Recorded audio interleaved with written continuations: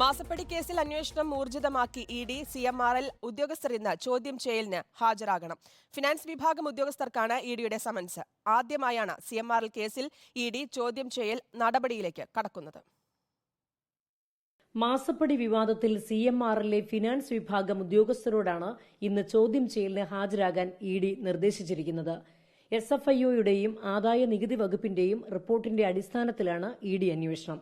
കേന്ദ്ര സർക്കാരിന്റെ SFIO അന്വേഷണം പുരോഗമിക്കുന്നതിനിടയിലാണ് കേസിൽ ഇഡി അന്വേഷണവും നടക്കുന്നത്. മുഖ്യമന്ത്രിയുടെ മകൾ വീണ വിജയന്റെ എക്സാലോജിക് കമ്പനിയും CMRLും തമ്മിൽ നടത്തിയ 1.72 കോടി രൂപയുടെ സാമ്പത്തിക ഇടപാടിലാണ് ഇഡി അന്വേഷണം.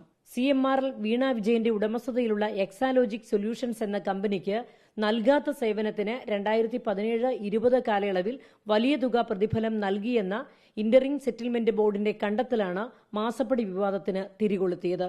തുടർന്ന് കേന്ദ്ര ഏജൻസികൾ അന്വേഷണം ഏറ്റെടുക്കുകയായിരുന്നു. അതിനിടെ ഇന്ന് CMRL ഉദ്യോഗസ്ഥർ നേരിട്ട് ഹാജരാകാതെ പകരം അഭിഭാഷകരെ വിടാനാണ് സാധ്യത എന്നും സൂചനയുണ്ട്. റിപ്പോർട്ടർ, കൊച്ചി.